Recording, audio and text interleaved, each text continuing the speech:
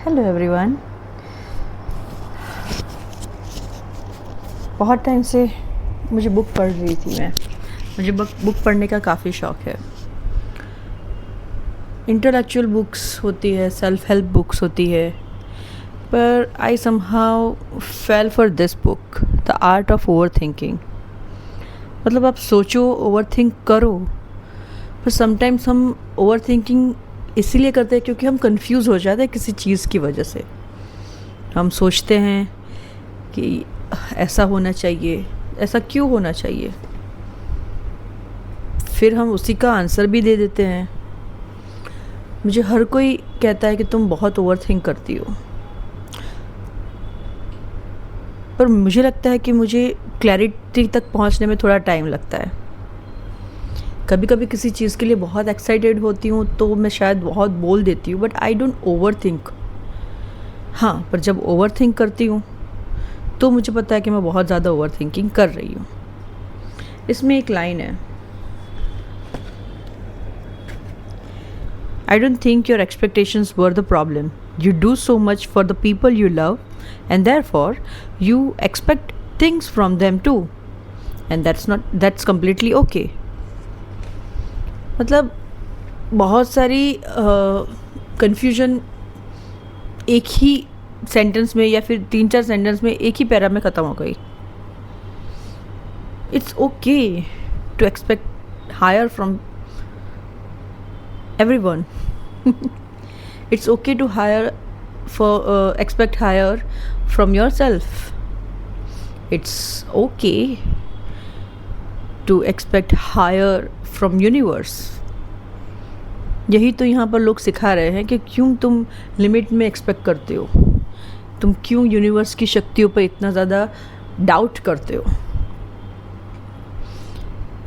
चलो यूनिवर्स नहीं तो भगवान ही सही, क्यों भगवान पे डाउट करते हो। बचपन में एक स्टोरी सुनी थी। दुकान में एक बच्चा जाता है और बच्चा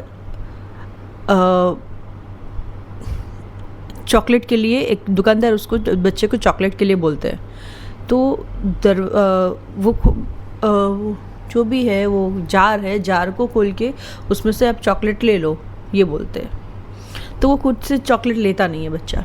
उसको उसकी मदर भी अलाउ करती है कि ले लो चॉकलेट। उसको दुकान वाला भी बोलता है कि उसमें से जितनी चॉकलेट चाहिए उतनी ले लो, पर वो लेता नहीं है क्योंकि बच्चे को पता है कि उसके हाथ इतने से है, वो चॉकलेट लेगा तो भी 3 या 4 ले पाएगा।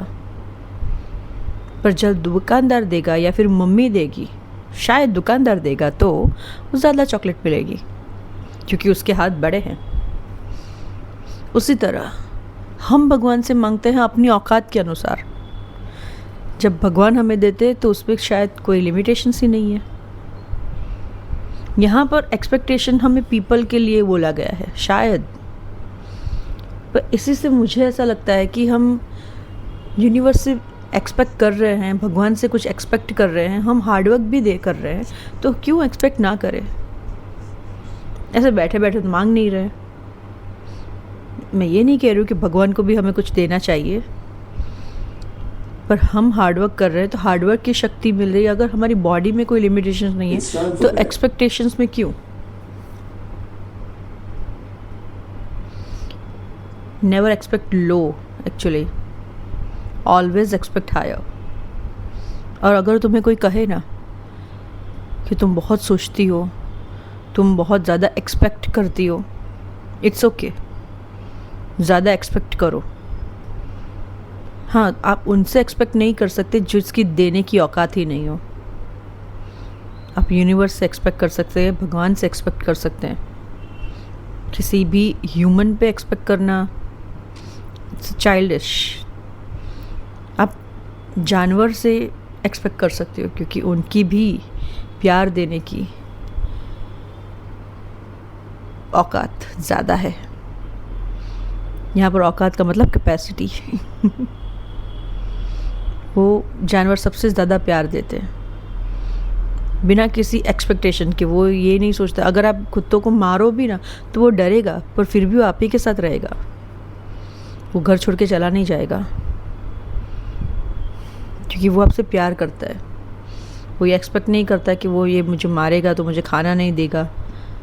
बहुत सारे कुत्ते को हम रेस्क्यू करवाते हैं तो हमें ये पता चलता है कि इतना मार खाने के बाद भी वो वही रहता है, कभी वो छोड़ के जाता नहीं, वो भागता नहीं है। हम तो फिर भी इंसान है। हार्ड वर्क करो, expect more, expect higher from the universe और God. Thank you so much.